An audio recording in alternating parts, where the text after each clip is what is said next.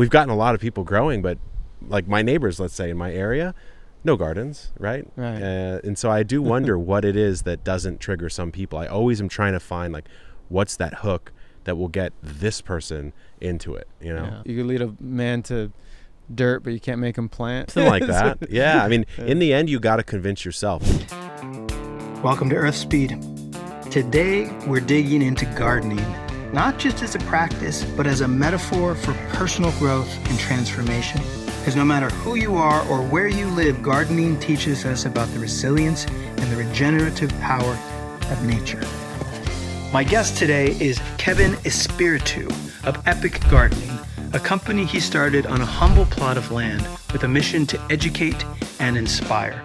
Through gardening, we engage in a dialogue with nature, learning about the resilience, growth, and beauty of starting small.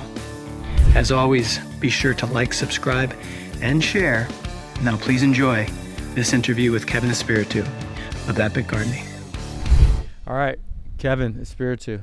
What's up, man? Well, thanks for coming and thanks for being on Earth Speed. I've been watching your content for a long time. Have you really? You've been an inspiration, my friend. Wow.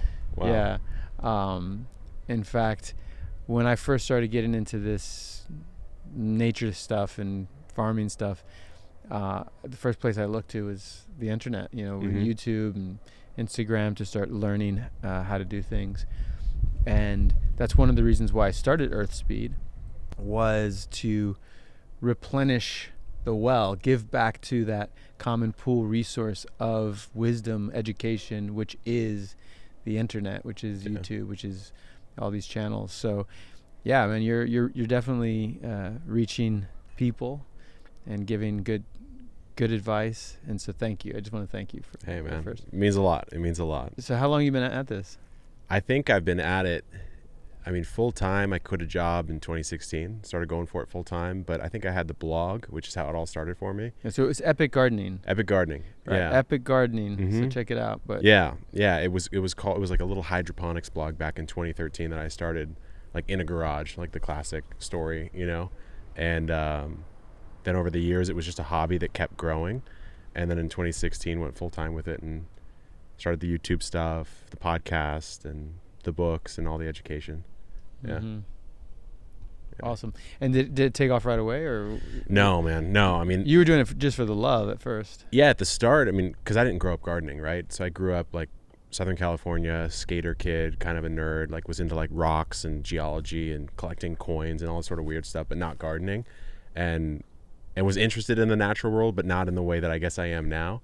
And so I got into it in my early 20s, tried to find information, probably like you did. I'm curious how you got into it, and like what was the spark for you, but there wasn't a lot out there on the internet at the time, or at least it wasn't in like the formats that were helpful to me. And so started the blog and was like, I guess I'll just like chronicle the journey, and started the YouTube channel. And then, I think people kind of got into it. They connected to it the way that I was putting it out there. So yeah, it took a while, but it started to finally ramp. Yeah. And now it's a whole operation, I guess. Now it's a big thing. Is this your primary focus? Yeah, this is what we do full time. So we got like 80 people on our team now. I was not expecting that number. Yeah, I know. 80 well, are you actually implementing and helping people as well? Like, you have a what we business? do, it's interesting because like when you see us on the internet, you see like the garden tips and the YouTube channel and the how to grow tomatoes type of video or whatever. Right. How do you grow tomatoes, man? I'm having such a hard time right now. We'll talk. Okay. We'll get you to tomato success for sure. Yeah. But the sauce behind the business is, we develop and sell gardening products that ideally last a lot longer than what's on the market. And so the people who come to us to learn, hopefully then, grab a raised bed or grab like some trays and actually start growing. Right. So that's what keeps the business going. And then we've got, the warehouse team and all that. That's why the team's so big. Yeah. Awesome, man. Yeah. And an inspiration. Hey. Yeah. Thanks, man. But you're focused more on home gardens. Mm-hmm. Mainly, your main audience are people that have backyard gardens or urban spaces to. That's the way I always thought about it. Is I was like, if I can put a video out, because to me, like, YouTube's my favorite platform. If I have to pick any one, it's YouTube. Like, I learn everything from YouTube myself. And so I go, if I can put one video out and 100,000 people, maybe 1 million people, if I get lucky on the video, watch it, and they all go into their own home gardens, it's like kind of grassroots action at scale, you know, instead of trying to maybe, you know, get some big organization to do something positive. I'd rather get all of us individuals to do it. And so, yeah, it's home gardeners mostly that we focus on. Yeah. That's I mean, I think that's how I got into it, because I grew up in New York and I was so disconnected. I think I hired someone to do a garden for me, but I didn't do it myself, so it didn't actually stick. Yeah. For me. So, and that's one thing that I'm trying to figure out right myself is, if you don't have a lot of land, if you don't have space to explore, how do you inspire, how do you invite people who have maybe a front lawn or just maybe even a windowsill to plant and to get engaged and to get their hands dirty? What's the message to those people that think, oh, well, that's not for me because I live in the city? I get it all the time. And it's how I was back in the day. Because when I started the whole thing, I was in a townhouse in San Diego. Maybe a windowsill was the most light I would have. I had like an outdoor awning that was completely covered. You couldn't grow anything in it, right? So I had all those sort of same excuses. And I started with like a little hydroponic garden setup. You ever messed around with that at all, or no? I'm working on a little hydroponic system right now that Ed built. Oh, really? Yeah. Okay, nice. Yeah, I mean, Ed's the king of that Ed, the pond professor. Yeah, absolute king. But so I got started hydroponically. I threw like a little herb garden on the windowsill, which you look at it, especially like I look back at it now with this thriving garden that I have, and go, yeah, it was humble beginnings for sure, but it gets you started. And so that when you maybe live in a different situation or you get a little deeper into it, you just slowly expand. I mean, that's the beauty to me of like the garden process, is you can start small and you can just kind of slowly build over time, and it tends to work out really well. Yeah. And so and you have kits for that people can... Yeah. We've got like metal raised beds that we sell that last super long. We've got like these seed starting trays we made. It's weird because like all the products that you go to like the nursery and find, they're all adapted down traditionally from like high scale production nursery growing or farming.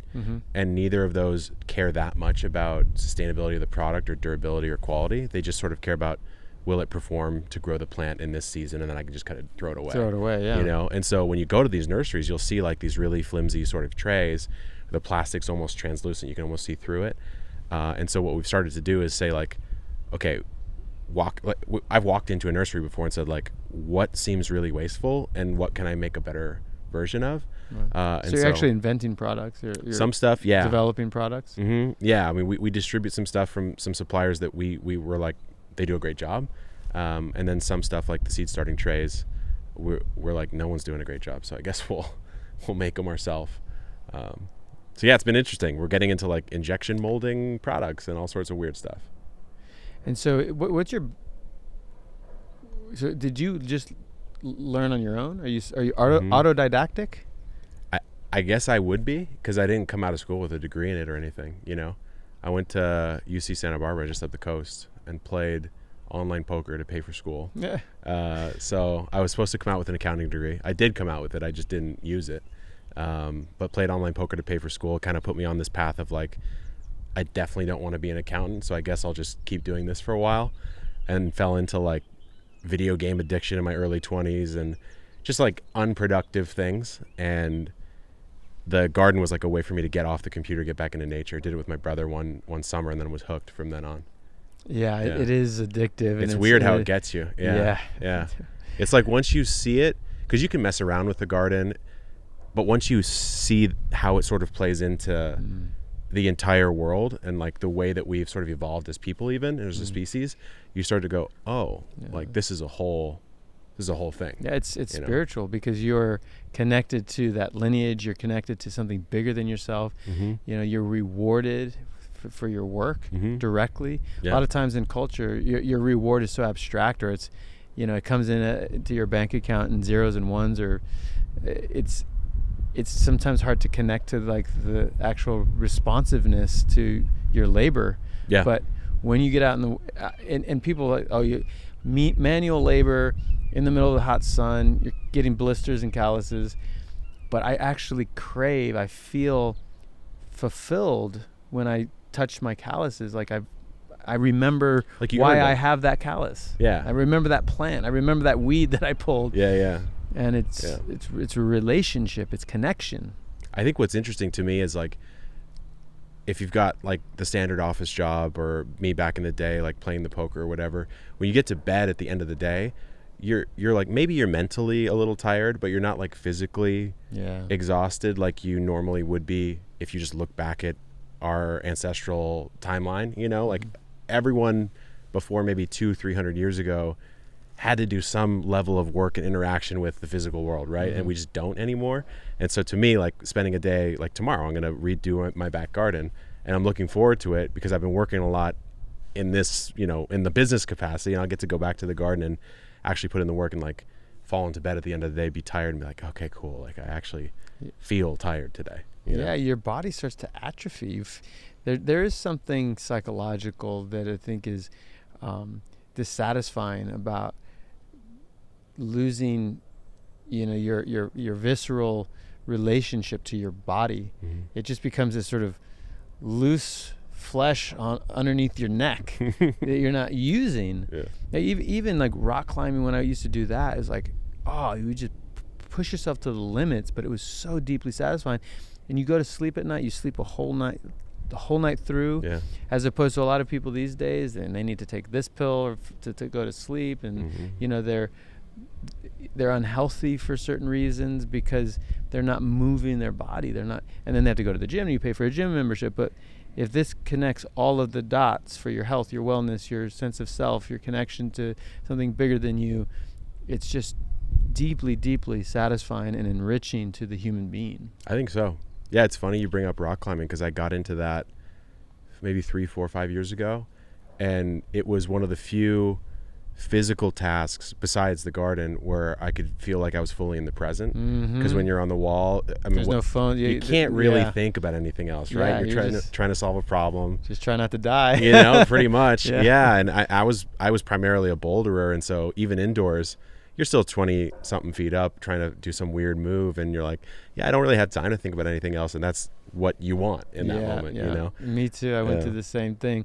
You know, when I was growing up in New York, I was literally finicky. I didn't want to touch the wall or the chalk. I was just like, I don't want to, you know, I don't know what I was. I was like a bougie brunching, you know, it's just how you grew up though, right? Like how would you have known any different, right? Conditioned, because the value of my life was based on like how many brunches I could do or how much socializing I could do, where my status was in that culture. And I was totally disconnected from my body. I was out of my body. And so rock climbing got me back there, and going back into the earth got me there. And highly recommended, everybody out there. You guys, I mean, we're examples. I think so. I mean, I'm curious, like, when did it start for you, the gardening thing, the growing thing? Like, how deep into your acting career or kind of your journey was it? Bro, I'm like I started a major transformation probably about 4 years ago. Okay. I'm 46. Yeah. So I was 42 when I hit rock bottom, and I was like, I can't continue to live this lifestyle because I'm going to die alone. I'm going to die a pathetic, you know, expression of humanity. And I needed to make some major changes. And that's when I went through a long 2.5 year process of inner work, confronting my demons, facing the music, and then found myself in the soil, low to the ground, humbly, like asking for something from spirit. And the spirit just said, just keep going in the ground, just keep revisiting the earth, and you get all the you know, you discharge all the energy, you ground, you create food, you create real value. You get to eat your value. You get to share it with your friends. And you're transforming the aesthetic of your natural experience. So yeah, I mean, I got hooked as well. Yeah. Actually, a psychic told me a little story. So I was quite promiscuous for a long time, Okay. and living the Hollywood lifestyle. And she's like, you're grounding yourself through women. You're so ungrounded, and it makes sense. I grew up in New York, concrete jungle, no direct connection to the soil, shoes, and we as energetic beings need to have that discharge into the earth. And she's like, you were discharging through women. Mm-hmm. She's like, go fuck the earth, go be Yeah. in the soil. And I was like, what, you mean like have sex with you? Yeah, She's yeah, like, what no, does that not mean? literally. She's like, if you want, I guess, but go be in the soil. And so I started doing that, and it totally changed my whole entire relationship to self, relationship to the sort of the desperate need to get attention from others. I was so just comfortable being there in the ground. So that was another more spiritual reason for being connected to the soil. I find it interesting how many different reasons one can have to get back to it. So that's a totally different reason than a lot of people would say, but equally valid and equally like worthy of that being the core reason to bring you back to the earth, right? I mean, I've heard stories somewhat similar to that, but I've also heard, I mean, we've gotten letters, like handwritten letters from people who have said that they were on death's door by their own hand, right? Like willing to end their life, and popped onto YouTube or popped onto whatever. Somehow the content hit them, right? Mm-hmm. And they got into houseplants first, and then the garden, and then this, and now they have a charity they've started, and you get the letter and you're like, wow, like that's not, they didn't even really care that it was about growing their own food, which is how I got into it, or it's an interesting plant botanically or whatever. Mm-hmm. The science of it, the psychological or the spiritual reason for a lot of people is more powerful, more transformative. Yeah, it's I guess as diverse and as complex as nature itself. Everybody coming to self, coming to their own reason for being through the reality that we're all emergent from. We're all coming from the earth. Mm-hmm. We were all designed by nature. So, sometimes I think we were so disconnected from self, from source, from earth, that we get lost in our egos and our whatever thing we're working through. We're like one of the few species who's smart enough to be dumb enough to think that we're from where we're from. You know what I mean? Because we can sit at a house or something like this and look out, and you can see all the things that we built. But all these materials came from the earth, as did we, from the species who we evolved from, right? Mm-hmm. And so when you start to really think about it that way, you go, yeah, we're sort of pretending, like society as it is today is a sort of almost a hallucination of where we came from. You know what I mean? Sometimes I wonder, like, will this version of it end at some point? We'll outgrow ourselves, or we'll become so unsustainable that, something will happen, right? And we'll have to go back to the older ways, because that's what works. I mean, that's what works forever. If you're trying to be sustainable, you can live that way forever, the way we used to live. Absolutely. It's the illusion of separation. Mm-hmm.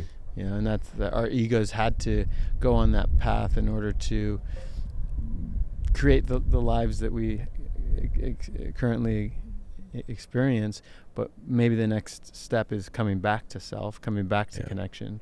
And what's that going to do? What can we do with all the technological advance, all the modernity that we've created through ego-based, ideation and exploration and technology, but now in connection, like deep spiritual connection to nature, to source?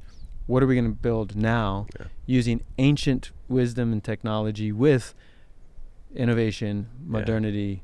I mean, it's gonna be a good. It's gonna be interesting, man. I think it's so wild you say it exactly that way, because a couple years ago, it was right when the pandemic started, I bought a house. It was the first house I ever had. It's the house that it's in all our stuff online, and I was like, what I want to do here is I want to take the best of modern technology. Of course, it's not like it's all bad, right? but only the best, only the stuff that's additive, and then the rest on this property will just be, you know, the olden ways, the ways that have always worked. You grow the potatoes in the ground, you don't go buy them. You know, set up water capture, and you have a swale that goes into your pond, that, you know, all the sort of permaculturist sort of techniques. And it's the blend. I think I see too many people go like, tech and modernity will save us and we can shun all of the ancient ways. And I also see people that go the opposite and say, actually, just, you know, going completely rural off the grid is the only way forward. To me, I don't think either of those work. I think you have to take some sort of hybrid approach and go forward. I completely agree. Yeah.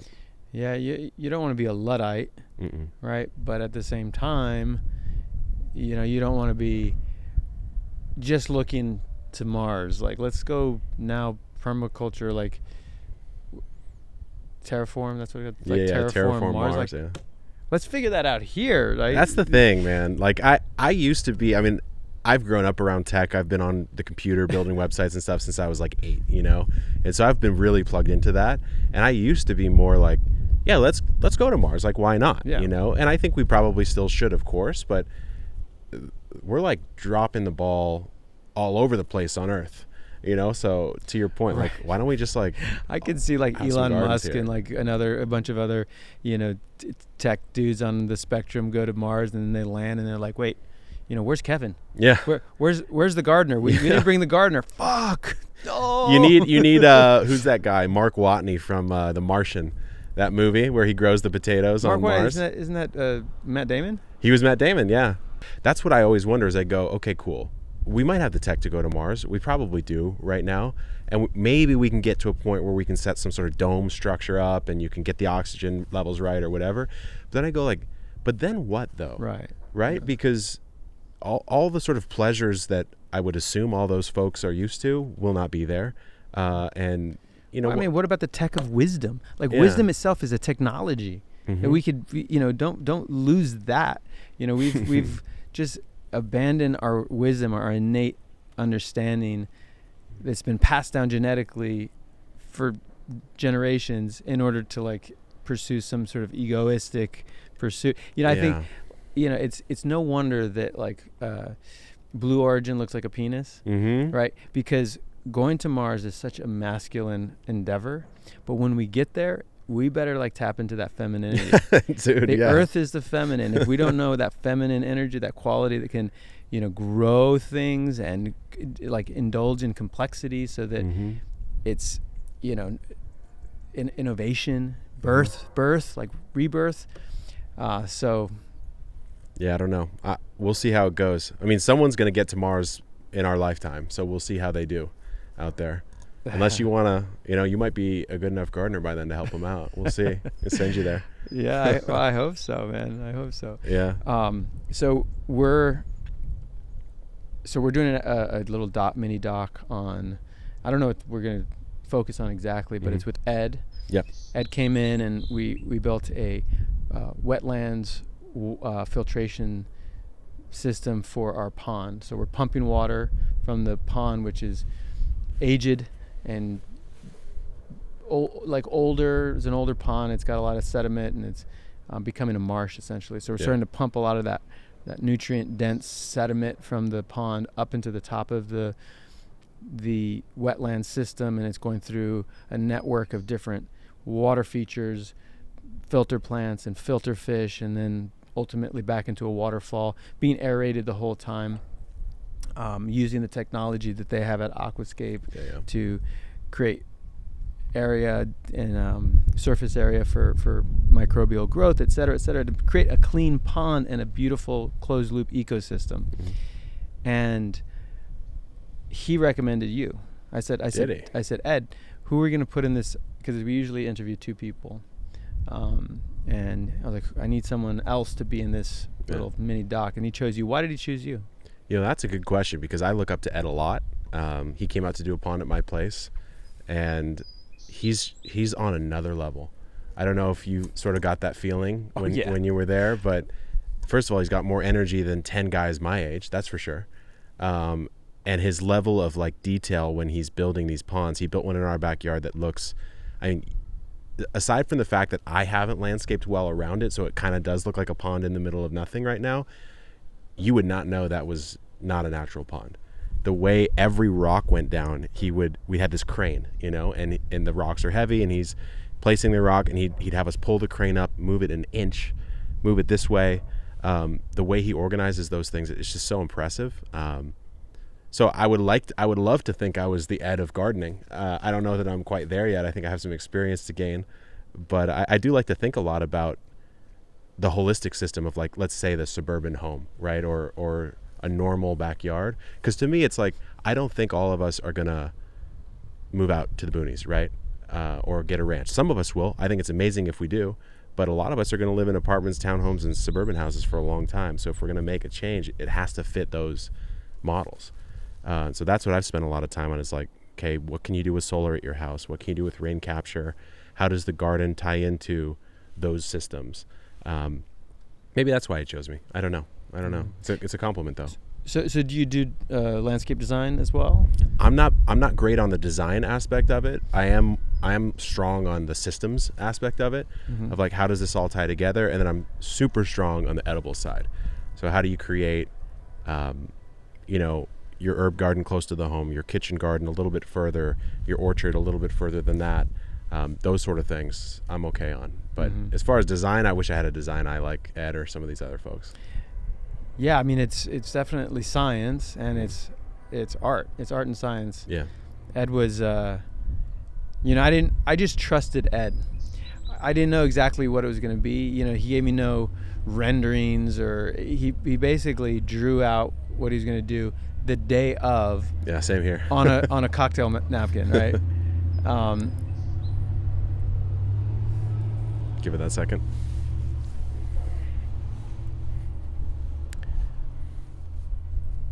You know, and he really did have to be present and on hand to guide. You know, he was like a maestro or an orchestrator of all of the different elements, and it sort of flowed together and came together. I was like, and also working in the moment to be responsive and be like, oh, actually, we're going to do this instead. That's what it was for me. He reminded me, I did improv comedy for like a year and a half, and it reminded me of that because of the way he sort of operated. Is, you know, I had rocks that I had bought, and I had some of the raw materials. He did the same thing. He grabbed like a legal pad and was just looking and sketching and moving, and I'd give him some feedback. He'd shift it around. We'd go grab a couple more rocks, and he'd do this and do that. And I was like, does this make sense? Is he just like running and gunning this? But he's 20 years deep into doing this and studying like natural ecosystems. And so I don't know, some people, they just see it and they can do it that way. It was awesome to see, though. Yeah, well, he's a testament to. I mean, I see it as an act of love. Yeah. You know, he gave us a gift. You know, he was so generous to come and give his knowledge, his wisdom, his experience to us, and it's an inspiration for me, because if I can get to at least a fraction of that level of understanding and wisdom and skill, then I can pass that on to others, right? I can give that to others, because there's so many people in this culture that are lost. They don't know what's the first step. Yeah. So guys like you and Ed, maybe that's what this episode is about, giving the gift of your experience and your dedication and your devotion, especially around these natural systems, because we need them so much. Yeah. You know what I think is interesting about, the way I approached it always was, I don't really know what the fuck I'm doing. At least when I started, I had no clue, right? And so I was just sort of sharing stuff randomly on the internet in some sort of semi-organized way. But I think that was almost the superpower, was like, look, I'm not an expert. I didn't grow up doing this. I'm not some sort of, PhD in botany.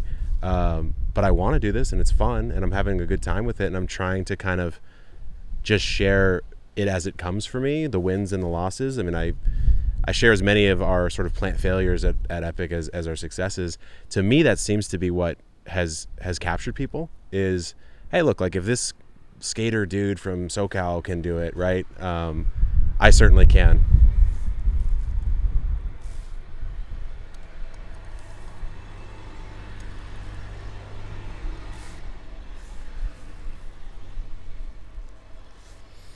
So yeah, I mean, I think what I thought was really cool about the way you were doing it is kind of the same thing. Like I saw you had a post where you had a sweet potato that was all sort of like knotted up and looking weird. So what happened there? I think Did it you was. have an I idea? think it was a bit of overwatering. Too much if I had water, to yeah. guess, yeah, because it'll like sort of stipple and rot it out and kind of grows in a weird way. But that's what I liked. I mean, you were just, hey, what's going on with the sweet potato, guys?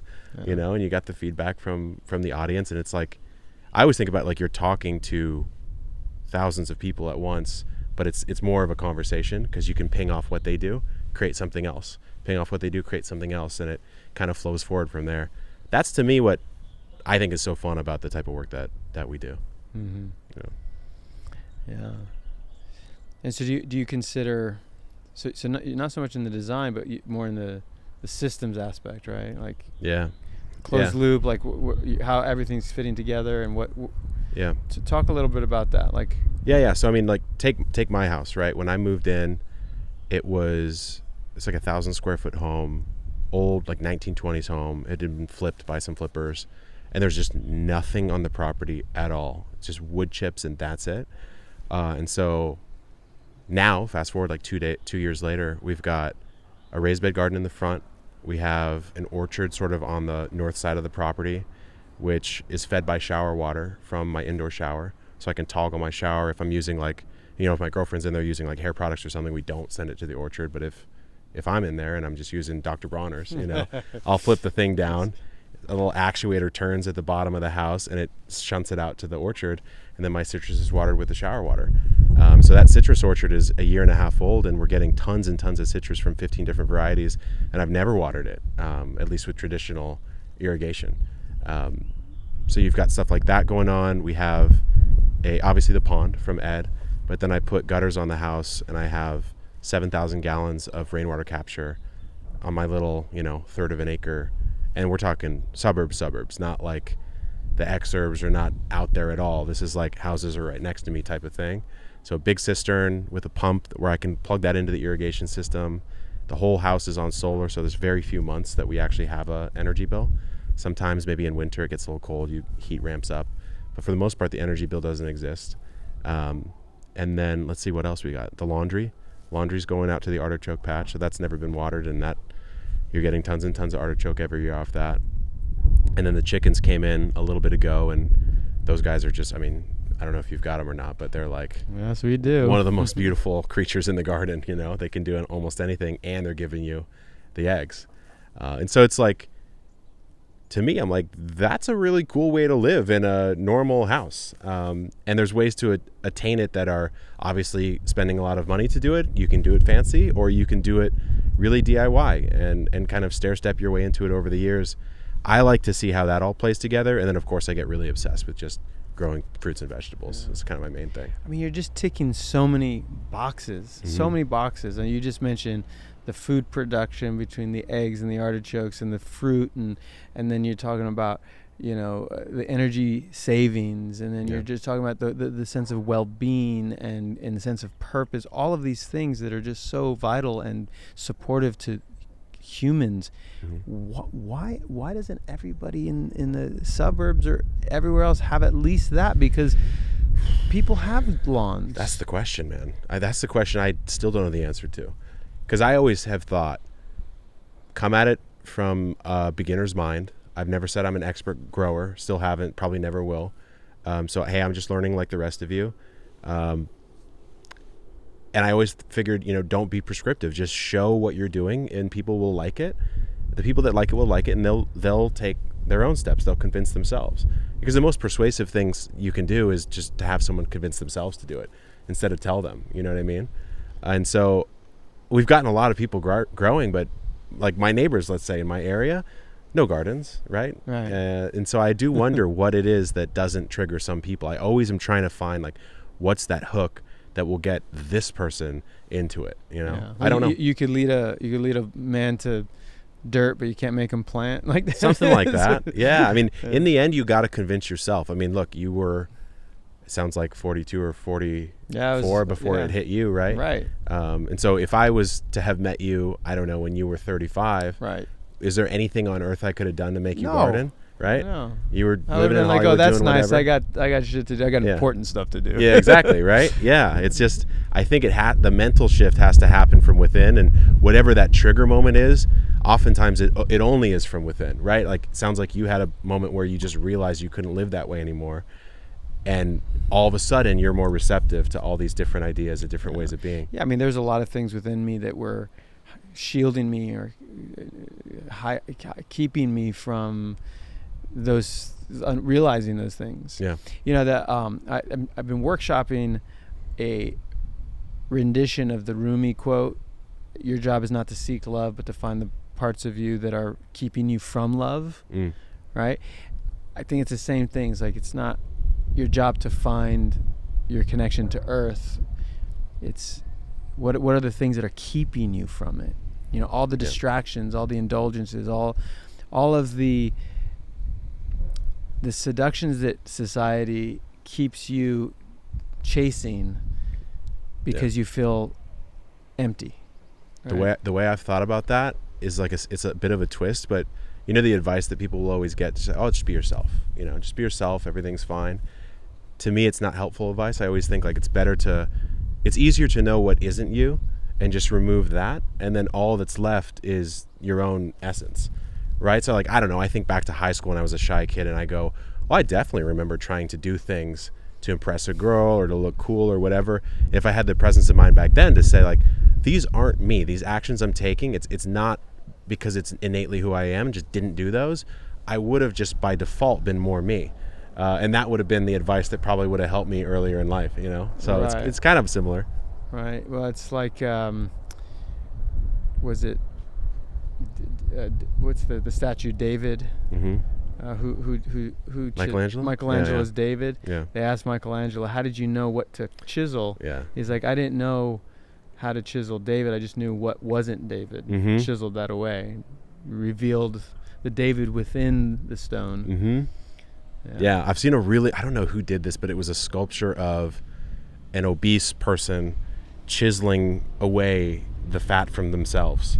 And it's like a big marble sculpture. So they're ripped up top and sort of still obese down below. Oh, chiseling. And they're sort of working on it. And I'm like, yeah, there's the obvious, explanation that that's a weight loss statue, right? But I don't think that's what they were trying to say. It's sort of like you have to do the work to remove that which is not you from yourself, right? Right, and removing not the fat, but the limiting beliefs that keep you consuming, foods that are unhealthy, or all the fears that reach for the safety of consumption. And it's not the fat. The fat is the result of a lot of mental. The fat's how it shows up. States, Yeah. I mean, it's interesting how it feels like all the world's problems are solved if everyone sort of figured out their own life, right? And like became in better sort of communion with who they are, because then you wouldn't have like who's littering, right? When they really understand like what that action means, and what it says about them or why they're doing it. I think it would all sort of melt away.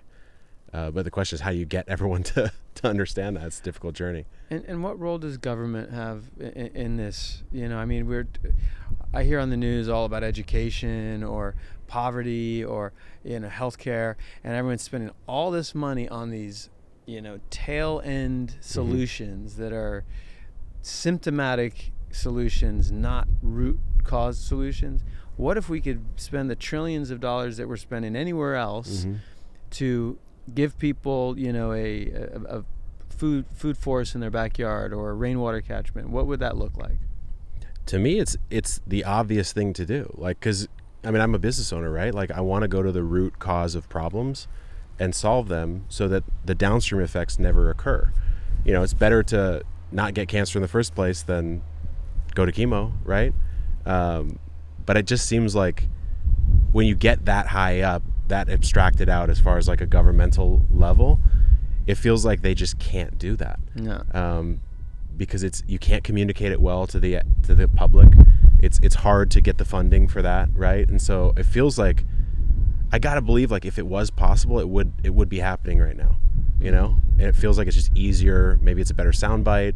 maybe it helps you get elected or whatever, to do the sort of obvious thing. My friend Michelle Nishan has this incredible organization called Wholesome Wave, and what they managed to do is get the government to double the value of Wick and food stamps if they shop at market gardens or Oh, really? That's that's smart. What are they called? Yeah, like farmers market. Farmers markets. Yeah. So instead of going to the corner store and buying highly processed Pizza. cheap food, Mm-hmm. you can actually double the value of your food stamps if you buy vegetables. I didn't know about that. That's a genius idea. It's great. It's fantastic. Yeah, because you sort of accept the idea that like Wick and food stamps have been a bit co-opted by big food, right? I mean, you can go to 7-Eleven, buy a pizza or snacks and candies and stuff. It's like, it would be ideal if that wasn't the case, but given that it is, I love that move of just saying like, hey, this money actually goes twice as far as you buy potatoes from a local farmer, right? Yeah. That's a really smart move. Yeah, well, maybe we'll work on something like that, finding some sort of maybe nonprofit way to infuse money towards giving people an opportunity to do epic gardening in their homes. Yeah. I've always wondered, because I think gardening especially attracts a lot of nonprofit-minded folks because it's such a wholesome activity. You can get a grant for it, or you can get someone to contribute. And I guess we took a different approach of saying, let's try to be for profit, and then let's try to use the profit the way that we think will help accomplish the mission, which is like teach the world to grow. And I think there's both approaches will work. To the point where I feel like, why don't I just start a nonprofit off of the back of Epic Gardening, right? And sort of Epic becomes like almost like the Robin Hood situation, where it's Robin Hooding into this nonprofit vehicle where we can actually say like, yeah, this might not make money right now, but like that's just financial capital. It's gonna promote social capital, community capital, many, many generations in the future. So something like that. It has to happen, man, because what's going to happen 30, 50, 100 years from now if it doesn't? Well, we've spoken it into the world, and it's only a matter of time before it it happens.